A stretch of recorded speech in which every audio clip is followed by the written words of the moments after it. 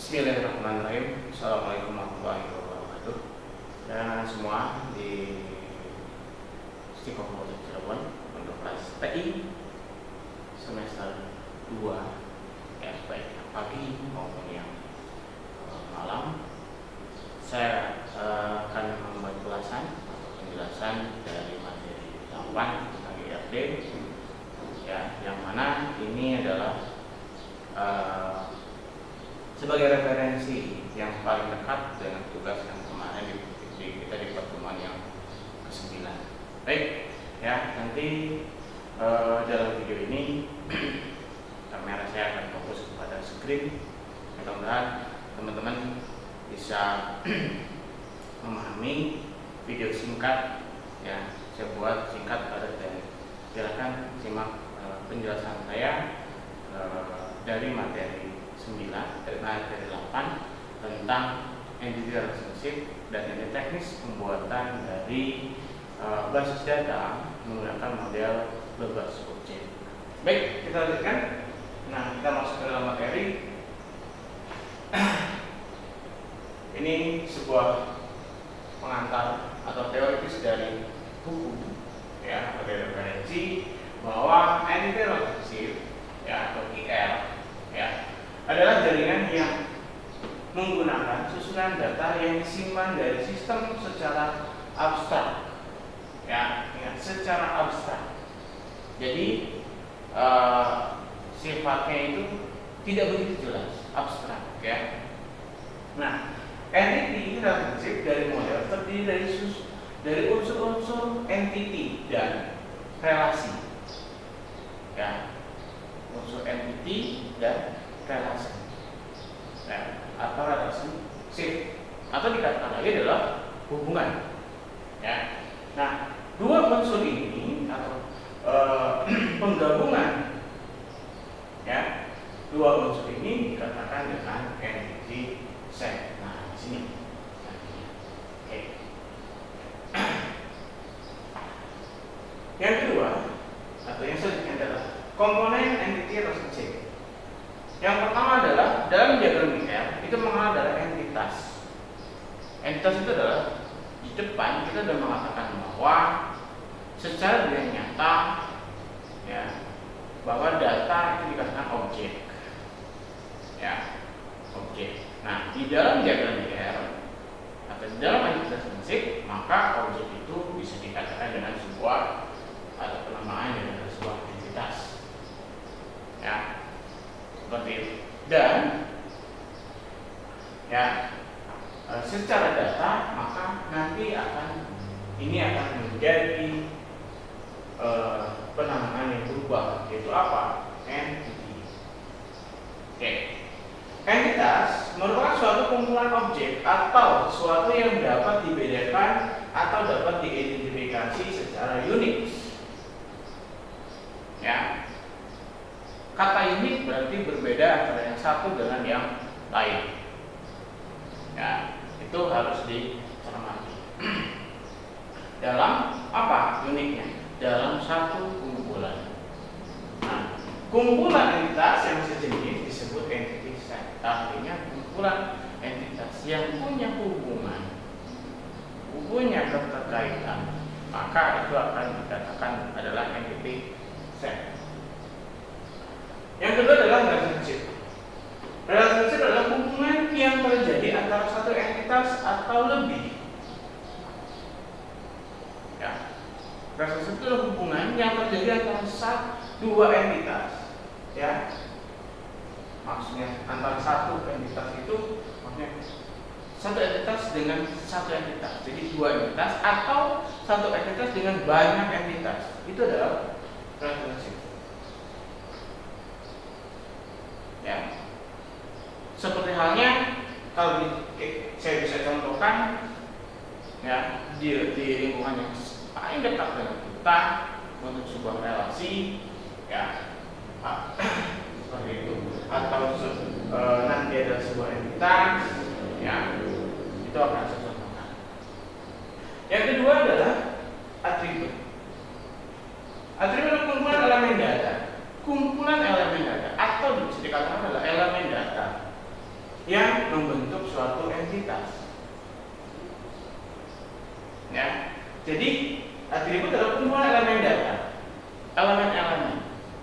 Kalau dalam biologi mungkin ada senyawa dan sebagainya. Ya, molekul membentuk senyawa membentuk apa lagi.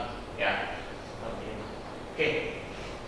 Dari komponen entity ini bisa saya tarik garis atau saya contohkan ke dalam lingkungan yang paling dekat dengan kita.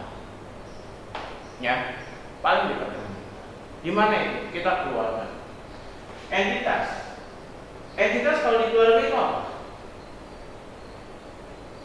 Ya, entitas di keluarga itu adalah penghuni, jelas. Ya, penghuni.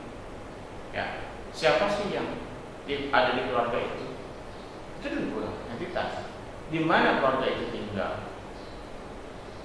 Ya, dan sebagainya. Itu entitas.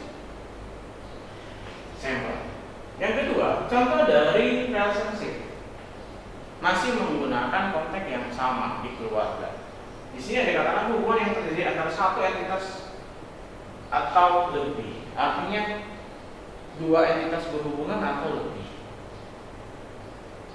Ya, yang dua entitas berhubungan atau hubungan antara dua entitas kalau di keluarga sederhana. Apa itu? Ada suami, ada istri. Ya, itu dua entitas. Kita turunkan entitasnya. Saya anggap suami adalah entitas, istri adalah entitas. Ya, supaya pendekatannya lebih mudah dicerna, ya, mudah dipahami. Lalu bagaimana dengan satu entitas atau lebih?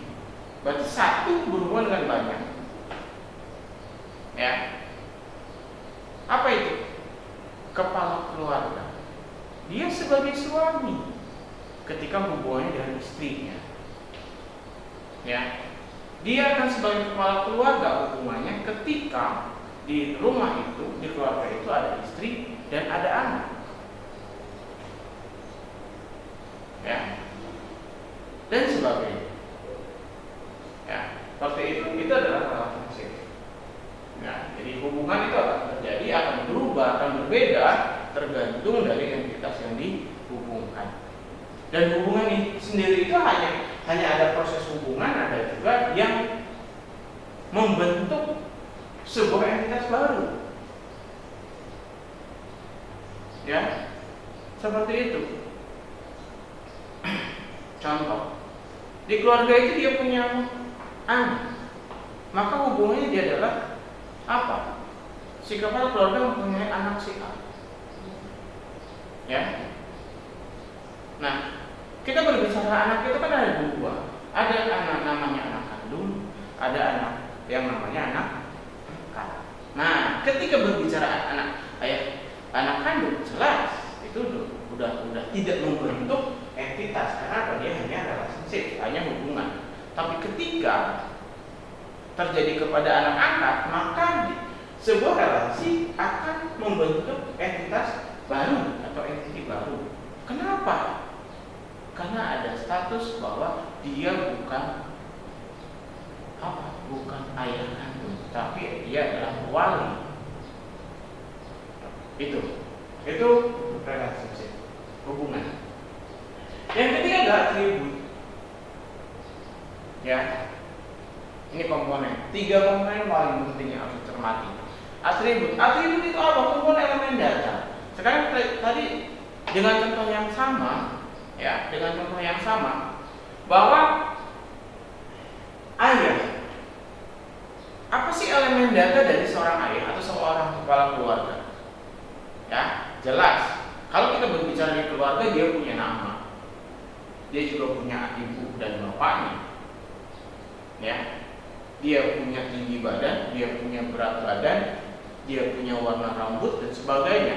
Itu adalah elemen data dari saya. Begitu juga dengan istri, begitu juga dengan anak-anak. Itu adalah atribut. Yang dikatakan bahwa atribut kumpulan elemen data. Ya, seperti itu. Yang membentuk suatu entitas. Kalau dia adalah laki-laki dewasa dan sudah berstatus menikah, maka dia jelas dari kepala keluarga. Entah dia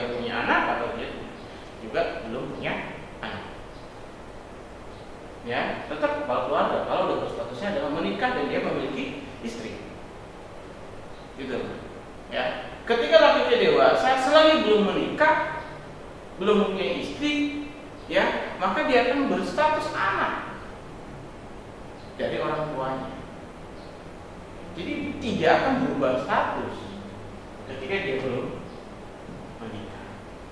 Ya, kita bisa kaitkan dengan secara teknis, kita juga bisa kaitkan dengan secara data, ya, atau hukum. Kalau data hukum berarti tercatat di negara. Oke. Itu. Lalu yang kedua adalah kardinalitas pemetaan atau mapping kardinality. Nah, ini tindak lanjut dari relationship. Apa itu kardinalitas? Kardinalitas pemetaan menunjukkan jumlah entitas yang dapat dihubungkan ke satu entitas lain dengan satu relationship. Ya, di dalam IRB, ya, para peneliti atau para referensi mengatakan bahwa jenis kardinalitas adalah hubungan satu ke satu, hubungan satu ke banyak, hubungan banyak ke satu, dan hubungan banyak ke banyak. Ini yang sudah tadi saya gambarkan di sampling dari relationship. Satu ke satu tadi saya contohkan adalah suami dengan istrinya. Satu ke banyak ada kepala keluarga, dia punya istri, dia punya anak.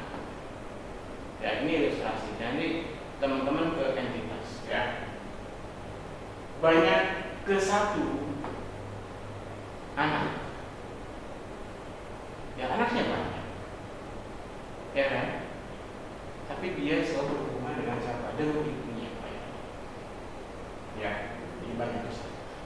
Banyak itu berbicara adalah dia orang yang banyak, bukan orang, ya, tapi entitasnya itu banyak, kan dia juga punya hubungan yang banyak. Ya, di materi sebelumnya sudah ada sampling ya, atau contoh. Tinggal teman-teman memahami, menggali. Saya yakin dari file yang materi yang saya share itu bisa teman-teman. Lalu diagram entity relationship. Nah, ini adalah dalam penggambaran, ya. Pertama adalah persegi panjang. Ya, ini mulas, ya. Yang kedua adalah lingkaran dan harus berbentuk L. Karena ini adalah ketentuan yang dibuat oleh si perancang sendiri, ya, atau si penemu dari atau menggagas dan sudah diuji publik untuk penggambaran IRB. Jadi penulis, ya, atau pencetus atau penemunya atau yang menggagas ini, yang menemukan ini menstandarkan adalah seperti ini. Lalu yang kedua adalah ketupat atau diamond, yang keempat adalah garis. Ini adalah simbol yang digunakan oleh diagram IRB. Ya.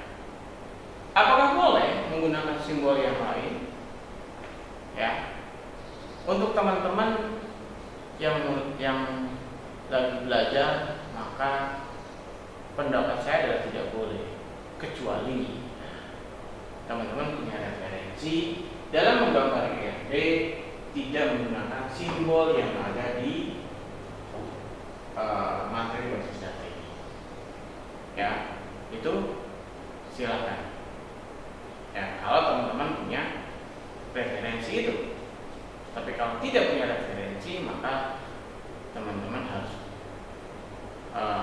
menguji dulu, memaparkan dulu ke orang, ya, ke yang mungkin lebih mendalami tentang basis data, tentang pensimbolan. Ya, kenapa? Pensimbolan itu adalah sebuah standarisasi yang harus diakui secara secara dunia. Ya, jadi tidak boleh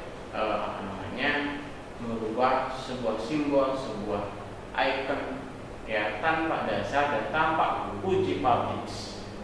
Nah, gitu, itu simbol. Ya, kita lanjutkan. Tahapan pembuatan diagram IR. Yang pertama adalah pembuatan diagram IR awal, preliminary. Ya, yang kedua adalah tahap optimasi diagram atau final diagram. Oke. Tahap pertama di sini dikatakan bahwa untuk mendapatkan rancangan basis data minimal yang dapat mengakomodir kebutuhan penyimpanan data secara sistem yang sedang ditinjau. Kedua, memperhatikan aspek-aspek efisiensi, perform, dan fleksibilitas. Itu dasar, ya. Itu adalah mindset atau dasar yang harus ada di dalam benak atau pikiran teman-teman semua. Langkahnya, pertama adalah identifikasi dan menetapkan seluruh himpunan entitas. Ini kita berbicara teori, saya cut, ya. Oke, saya akan buka studi kasus 9. Ya, jadi saya berharap di studi kasus 9 ini teman-teman bisa memahami dan bisa membuatkan, ya, atau melengkapi. Kalau di konteks di sini adalah melengkapi, ya, melengkapi apa yang ada di studi kasus, dan mudah-mudahan teman-teman bisa membuat sistem yang lain. Ya, nanti juga saya akan tugaskan untuk di sistem yang lain selain tugas ini. Ya, jelas untuk efisiensi waktu dan sebagainya saya akan buat adalah sistemnya adalah sistem yang paling dekat. Bukan saya buat, teman-teman buatnya dari sistem yang paling dekat, ya, dengan teman-teman. Artinya di lingkungan sendiri masing-masing. Ya, seperti itu. Oke, kita membahas dari kasus. Ya, di studi kasus ini ada tugas bahwa dalam lingkungan sistem perkuliahan sesungguhnya real data, ya, nyata. Ada banyak sekali entitas yang bisa kita libatkan seperti, ya, secara data, ya, kenyataannya, ya, data sungguh. Ada mahasiswa, ada kuliah, ada praktikum, dan ada dosen. Ada asisten, ruang, jurusan, literatur, dan lain-lain. Banyak entitas yang ada di dalam sistem perkuliahan. Ada atau tidak oleh teman-teman. Tapi yang saya contohkan ini sama dengan kayak tadi, ya, keluarga, bahwa ketika saya studi kasus membahas tentang kampus, berarti itu yang masuk lingkungan teman-teman. Ya, ini adalah entitas. Sebenarnya masih banyak, makanya saya ada kata dan lain-lain. Ya, seperti itu. Zaman sudah berubah, ya, dan level pendidikan juga sudah berubah. Ya, maka ada sesuatu yang memang sengaja disembunyikan oleh saya, dan itu adalah semata-mata dalam menggali potensi teman-teman, menggali cara berpikir teman-teman, analisis teman-teman, perhatian teman-teman, dan sensitivitas apa yang ada di sekitar lingkungan teman-teman. Ya. Yang kedua adalah buat diagram R untuk sistem perkuliahan tersebut. Berarti ini adalah tugas. Ya, yang kemarin di pertemuan 9 saya sudah tugaskan. Ya, ini adalah video yang saya nggak akan bahasnya untuk pertemuan berapa, untuk pertemuan berapa. Ya, tapi ini sebuah penjelasan, review, ya, dan mungkin kalau, ya, tugas ini anggap teman-teman tidak belum sesuai, maka setelah lihat video ini teman-teman bisa memperbaiki dan mengirimkan pulang tugasnya. Itu aja.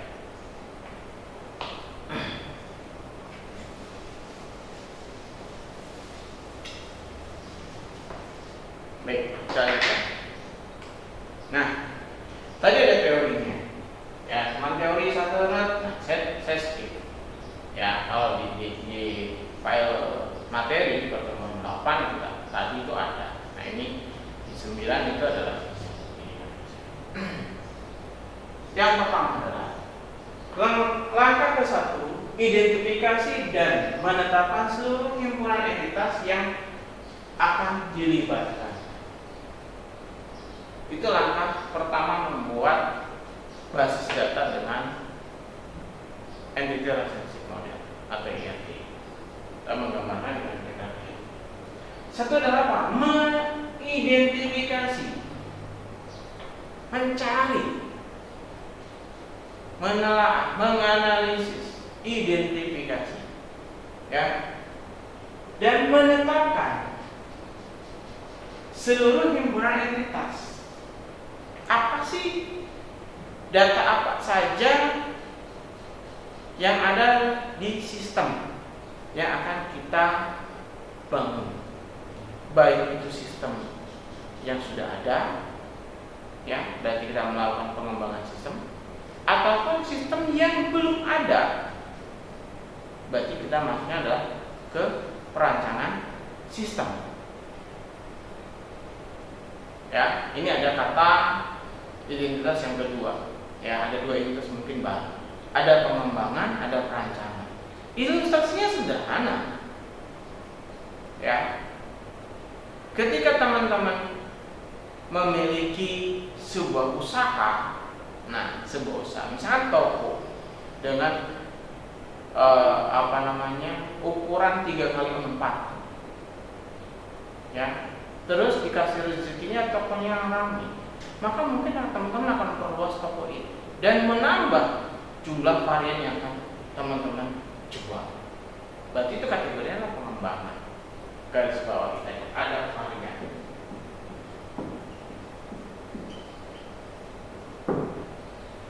Ya, itu pengembangan. Saya sudah nggak cukup ini tempatnya, barang saya udah banyak, berarti harus saya punya gudang. Kalau nggak pindah toko, punya gudang untuk menyimpan stok. Itu pengembangan. Saya sudah nggak ke-handle melayani konsumen yang banyak. Oh, berarti saya harus punya karyawan. Itu pengembangan. Oke. Tapi kalau misalnya saya punya uang, tapi saya pengen berusaha, saya usaha apa? Dagang apa? Di mana? Siapa target konsumen saya? Itu berarti perancangan. Nah, dari dua identifikasi itu, itulah dikatakan adalah, ya, dua hal yang tadi saya sebutkan, dua baris identifikasi dan menetapkan. Mudah-mudahan maksudnya teman-teman paham. Ya, sehingga dari awal di depan saya sudah mengatakan bahwa sesungguhnya di perkuliahan itu ada entitas yang bisa kita libatkan. Seperti halnya sebuah kampus nggak mungkin nggak ada mahasiswa. Mahasiswa dulu, dosen dulu, nggak juga gitu. Ya, secara administrasi mungkin dosen dulu atau staf dulu bahkan. Ya, tapi berdirinya kampus sesungguhnya adalah identifikasi pertama adalah siapa sih yang mahasiswanya akan masuk ke sini. Oke. Ya, kita nggak usah perdebatkan itu, nanti tambah lama, ya, tambah lama dan tidak akan ada habisnya. Bahwa disepakati bahwa di dalam konteks sistem kampus berarti ada mahasiswa. Kalau di sekolah ada siswa, ya. Lalu ada kuliah. Masuk kuliah ini adalah apa sih yang akan diajarkan? Apa yang akan dibahas? Apa yang dipelajari? Itu kuliah. Ya. Lalu ada praktikum. Menyangkut kemampuan teknis enggak? Atau hanya berteori? Kan gitu. Ya. Hanya berteori semua atau enggak? Karena di dalam kampus juga sama. Itu adalah kehidupan nyata. Ya. Tidak ada pembelajaran kampus yang nggak ada praktikumnya atau prakteknya. Semuanya ada. Ya, jurusan hukum aja ada. Tempat prakteknya di mana? Di pengadilan. Ya.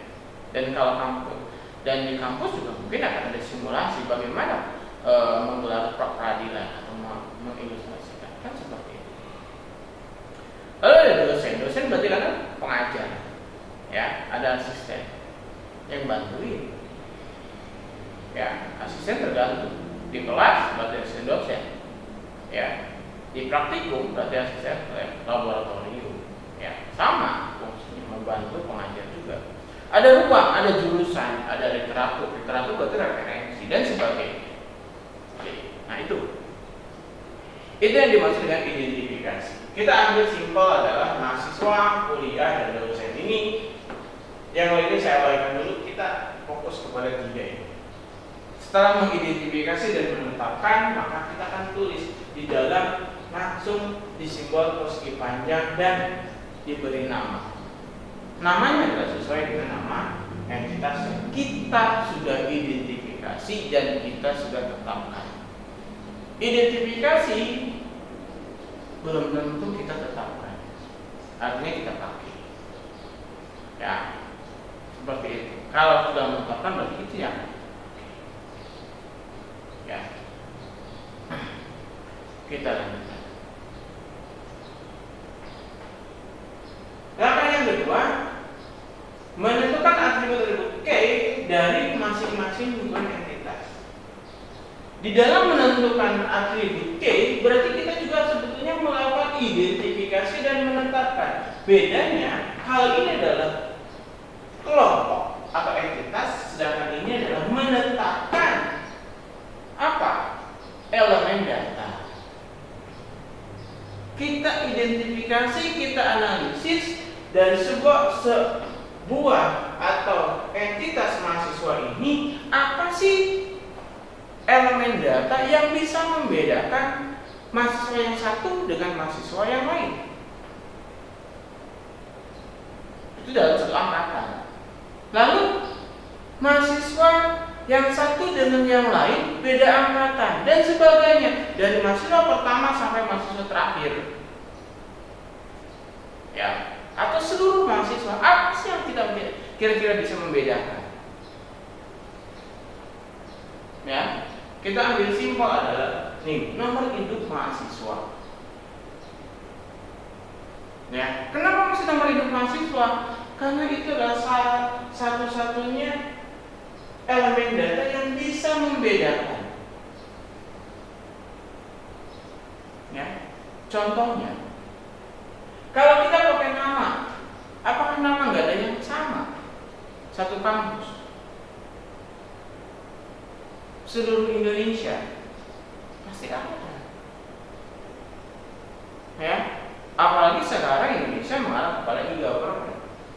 Ya, maka nomor induk mahasiswa. Ketika kita berbicara nomor induk mahasiswa, maka itu adalah hanya identitas yang diterapkan di satu fakultas atau kampus. Mungkin nggak ada yang sama mahasiswa di fakultas A dengan fakultas B NIM-nya. Jawaban saya adalah mungkin.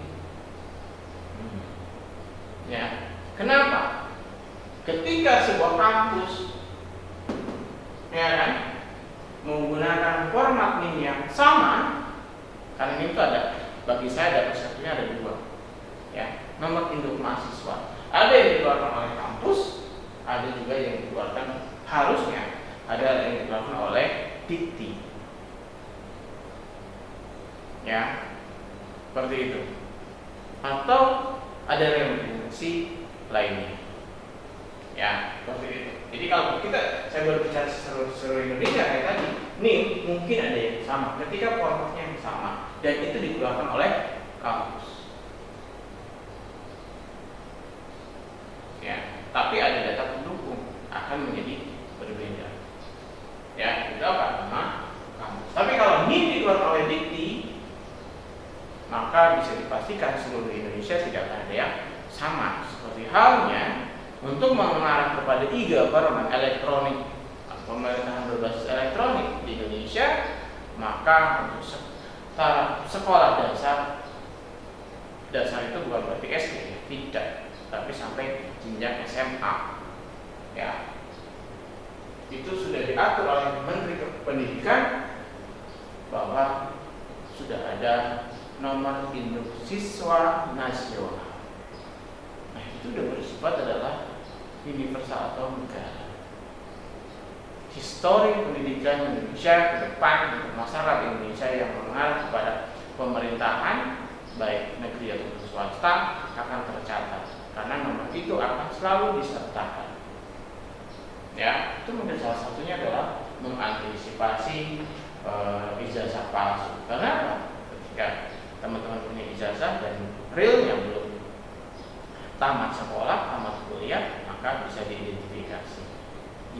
Beliau sekolah di mana, SD berapa, masuk tahun berapa, keluar tahun berapa, ya kan, dan sebagainya.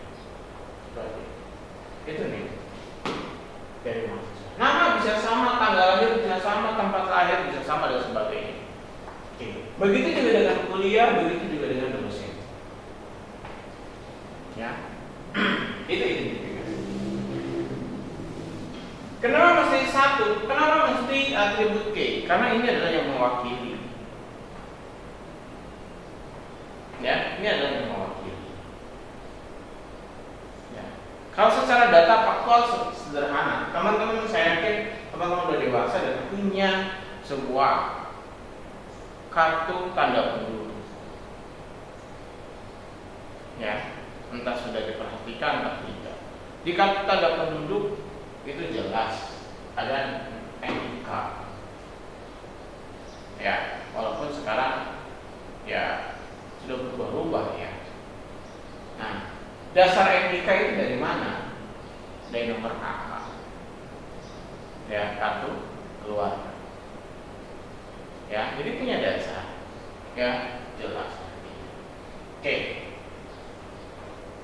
Lalu mungkin ada pertanyaan, kenapa NIM atau atribut K ini saya beri garis bawah atau dikasih underline? Itu semata-mata untuk menegaskan bahwa itu adalah elemen data, bukan elemen data, atribut K, atribut yang bisa mewakili atribut yang lain atau atribut utama. Yang ketiga, mengidentifikasi dan menentukan seluruh himpunan relasi di antara himpunan entitas yang ada beserta variabel K. Hubungan kunci utama, statusnya dia apa, hubungannya apa, maka saya bisa gambarkan seperti ini. Ya, tadi ada mahasiswa, ada NIM, ada kuliah, mata kuliah, dosen dengan nama dosen. Ini singkatnya seperti ini. Ya, ini yang sederhana. Teman-teman saya minta adalah lebih cermat, lebih teliti lagi, lebih asah lagi kemampuan identifikasinya. Ya, seperti itu. Oke, ini ada mahasiswa dengan NIM. Saya tarik garis. Ini simpel. Contoh yang sangat simpel. Ya. Mahasiswa dengan kuliah. Di sini ada relationship. Saya kasih garis penghubung. Di sini ada keterangan. Ya. Di dalam keterangannya adalah mempelajari atau mempelajari. Ya, kalau kita baca dari sini, kenapa masih mempelajari kata ini? Ya, sebuah kata relationship atau relasi dalam IRD secara faktual buku atau literatur bahwa harus diawali dengan kata me, tapi tidak ada akhiran kan. Lebih cenderung kepada kata kerja me dan di.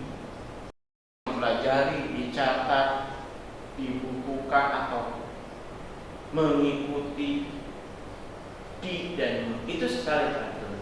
Kalau teman-teman banyak referensi, ada satu referensi yang mengatakan itu.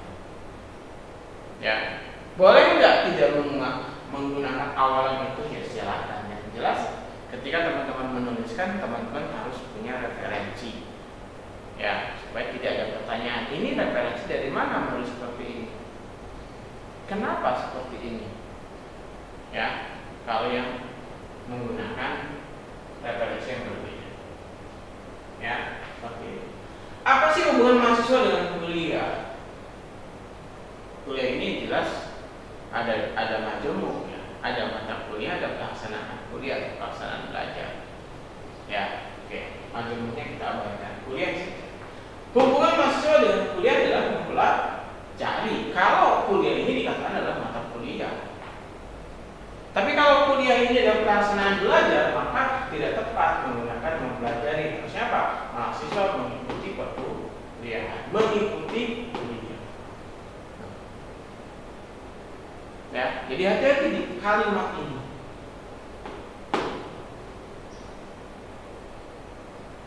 Ya, itu baru satu arah ke sini. Sekarang kita balik.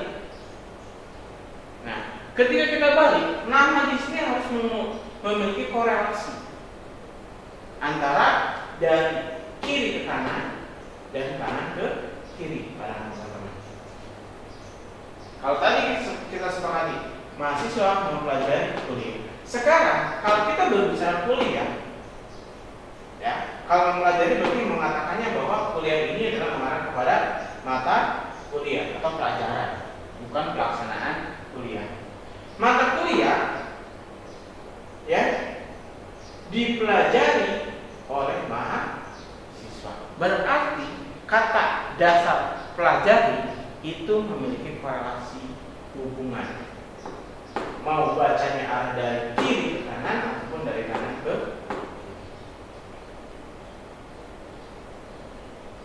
ya, akan berubah. Hal dari sini mempelajari, kalau dari sini dipelajari. Kata dasarnya pelajari.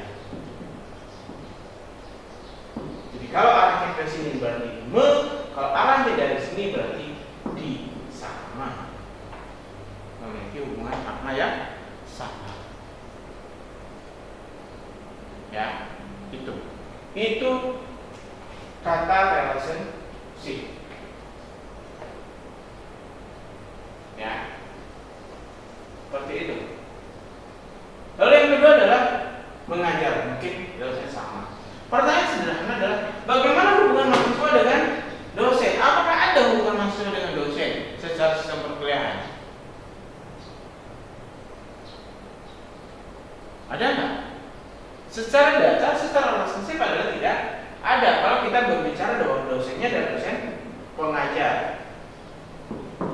tidak ada. Karena apa? Hubungan antara mahasiswa dengan dosen melibatkan sebuah mata kuliah. Kalau dosennya tidak mengampu mata kuliah, apakah dia bisa ngajar? Tidak. Ya, satu itu. Jadi kalau dia si dosen ini berstatusnya pengajar, maka tidak akan ada hubungannya dengan mahasiswa tanpa ada mata kuliah. Tapi kalau dosennya adalah ada dua dosen, ada dosen wali, nah ini tergantung fakultasnya.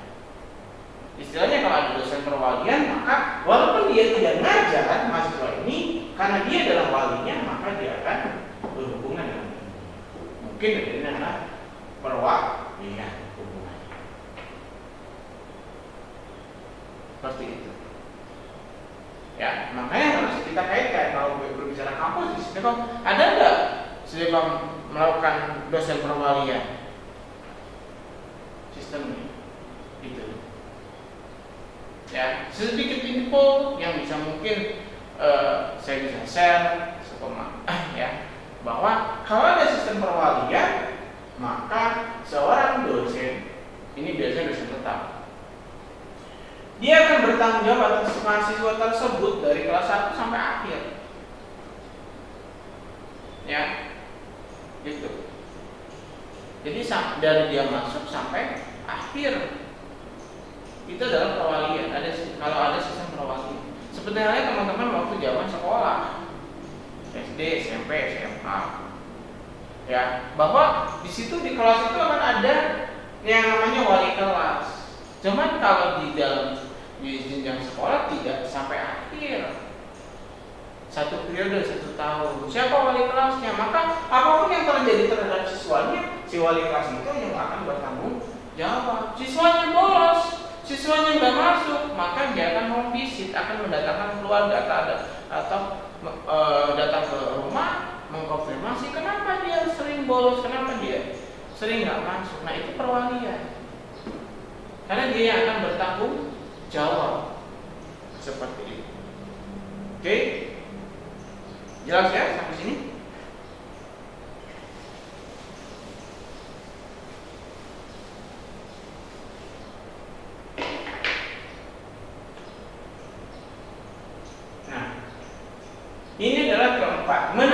derajat kardinalitas relasi untuk setiap himpunan entitas. Tadi 1, 2 itu gambar dari sini. Ada nama kardinalitas. Sekarang yang keempat adalah derajat kardinalitas. Ya, kita ambil simpel seperti ini. Kenapa mahasiswa dikatakan N? Banyak. Tadi kan di depan ada. Lalu mata kuliah juga N. Ini N ke N, ini N ke 1. Ya, teman-teman mahasiswa banyak. Banyak. Oh, kalau banyak berarti N. Belum tentu, kita kaitkan ke sini dulu. Nah, mengujinya seperti ini.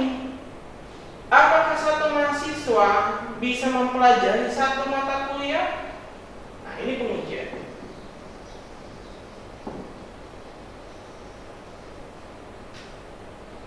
Iya dong? Jawabannya kan iya. Ya. Kita ngambil dari sektor ini. Banyak mahasiswa, ini satu mahasiswa. Banyak mahasiswa bisa enggak mempelajari satu mata kuliah?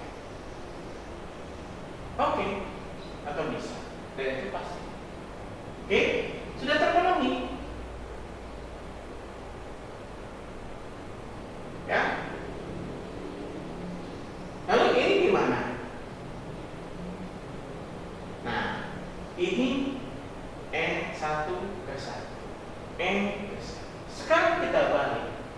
Satu mahasiswa mempelajari banyak mata kuliah. Mungkin enggak?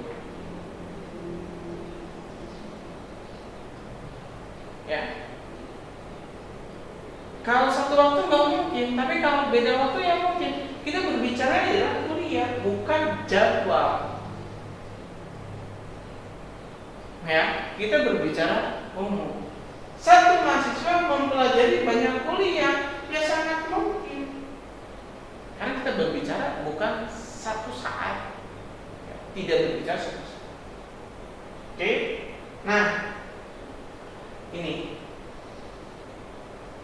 1 ke 1 sudah, N ke 1 sudah, 1 ke 1. Kalau kita balik kemudian satu mata kuliah diikuti oleh satu mahasiswa mungkin nggak? Pasti mungkin. Satu mata kuliah diikuti banyak mahasiswa mungkin nggak? Mungkin. Sekarang di sini satu mahasiswa mengikuti banyak mata kuliah mungkin nggak? Mungkin. Banyak mata kuliah diikuti satu mahasiswa mungkin nggak? Mungkin saja. Ya, kita berbicara kemungkinan yang ada. Ya. Seperti itu. Nah, terakhir berarti kan adanya N ke N. Mungkin enggak? Ini pengujian kalau ditemukan seperti ini checklist ini itu udah menjadi sebuah jawaban. Ya, pengujian yang bisa dikatakan agak sedikit katakanlah tidak perlu dilakukan. Karena apa? Di kolom ini sudah ada N, di kolom ini sudah ada N. Dan bernilainya adalah mungkin atau iya. Ya. Seperti itu. Jadi ini sudah kita bisa tarik kesimpulan bahwa akhirnya adalah N ke N. Ya, tarik kesimpulannya bahwa banyak mahasiswa mempelajari mata kuliah, ya. Banyak mata kuliah yang dipelajari mahasiswa juga iya. Berarti ini adalah sebuah jawaban. Ini bukan tanda.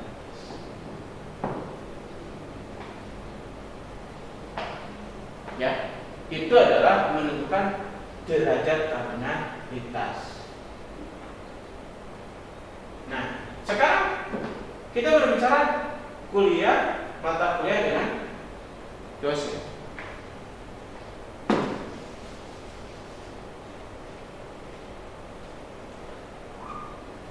Satu mata kuliah ya diajar. Nah, ini tadi cermat. Kenapa? Mata kuliah mengajar dosen, berarti berbicara dari sini ke sini. Ya. Satu dosen mengajar satu mata kuliah, ini sangat mungkin. satu dosen mengajar lebih dari satu mata kuliah? Mungkin nggak? Mungkin.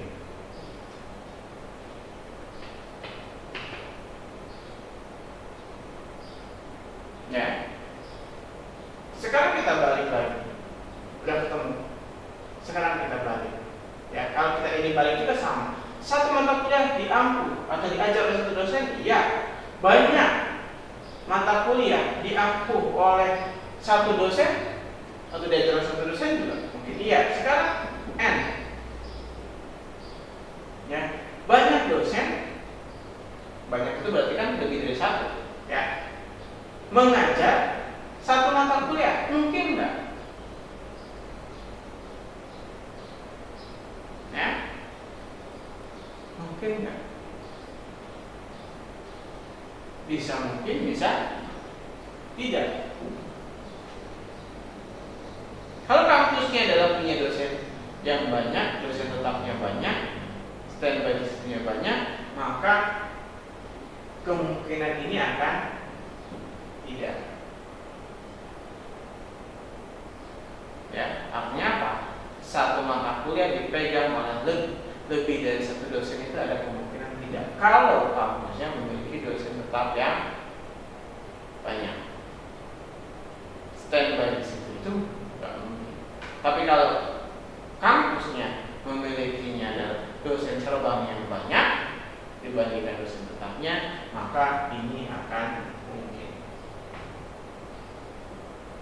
Saya ambil opsi 1, maka ini adalah tidak mungkin. Ya, seperti itu. Oke. Nah, kalau kayak gini, maka pengujian kayak gini end to end ini bisa nggak? Ini pengujian yang tadi saya katakan bahwa bisa dikatakan perlu, juga bisa dikatakan tidak perlu. Kenapa? 3 pengujian ini bisa menghasilkan keputusan. Ya, begitu. Kalau di sini sudah ditolak, maka L ini nggak akan ada hasilnya. Karena yang baris ketiga sudah N-nya ditolak. Maka kita tinggal tentukan mana nilai terbesar. Di sini N, di sini 1. Karena ininya ditolak. Ya, atau tidak dimungkinkan. Oke.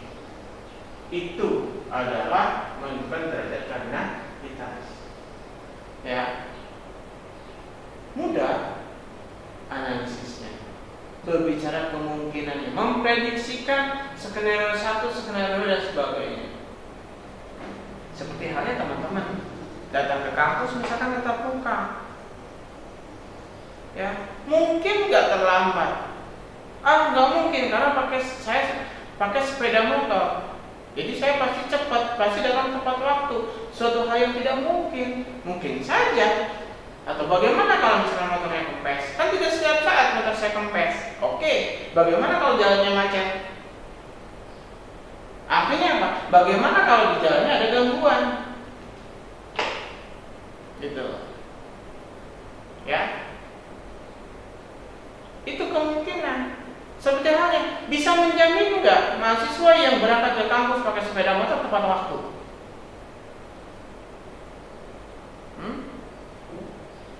Ya, seperti itu.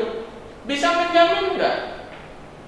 Ya, seorang peserta belajar dengan segudang fasilitas dari keluarga, ya, bisa menjadikan dia sukses katakanlah dalam belajar.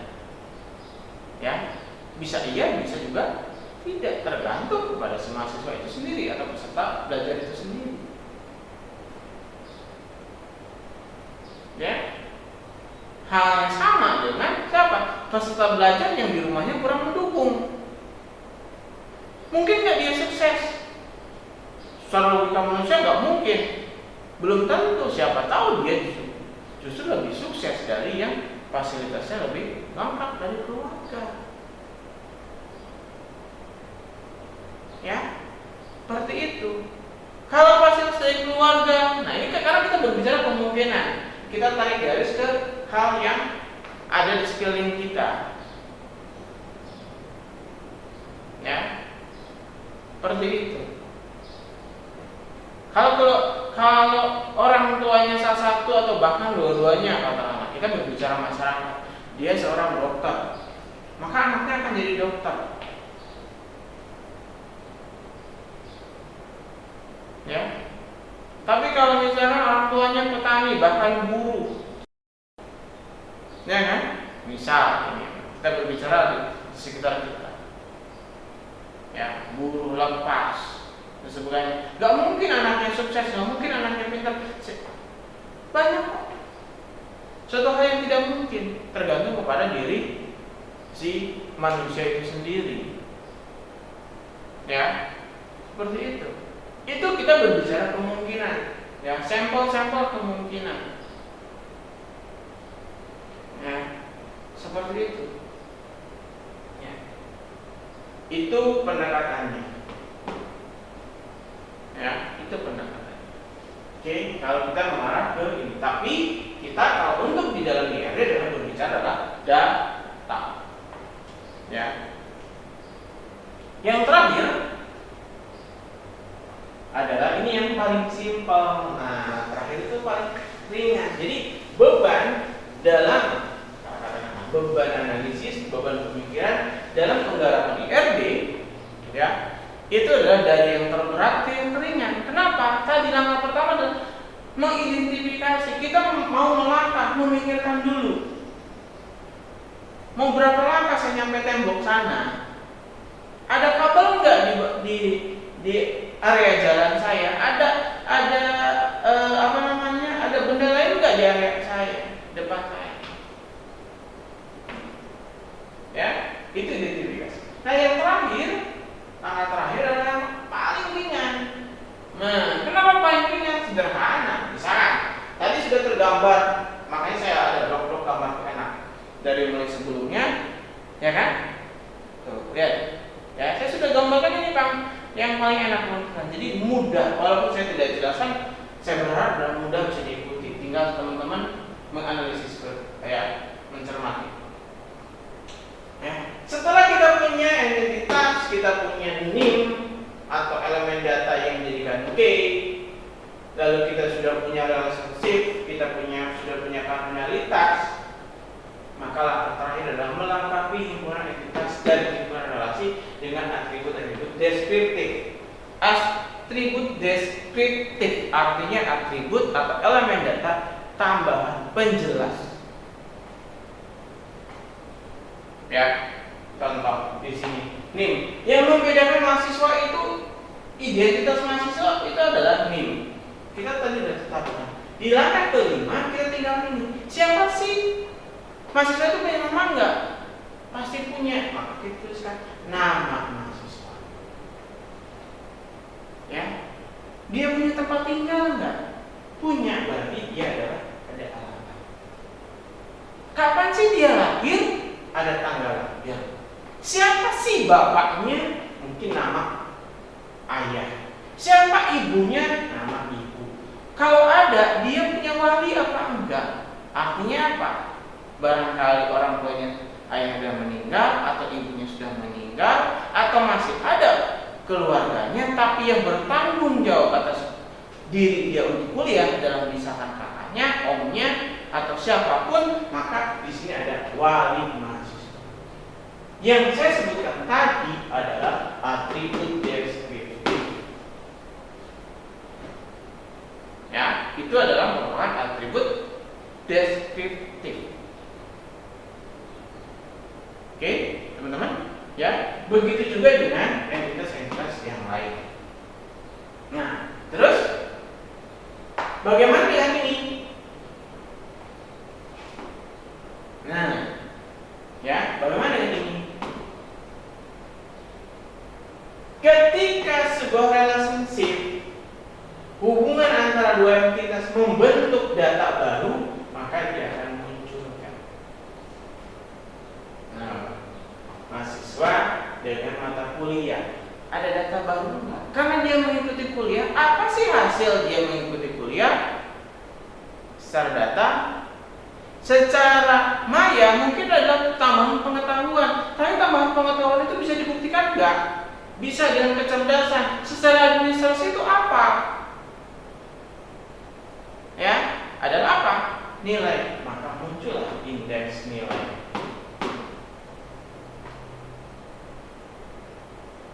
Oke, jadi ketika ini, ya kan, hubungan ini membentuk data baru atau menghasilkan data baru, kita munculkan di sini. Ya, kalau tidak membentuk data baru, jadi nggak usah munculkan. Ini masih kategori deskriptif.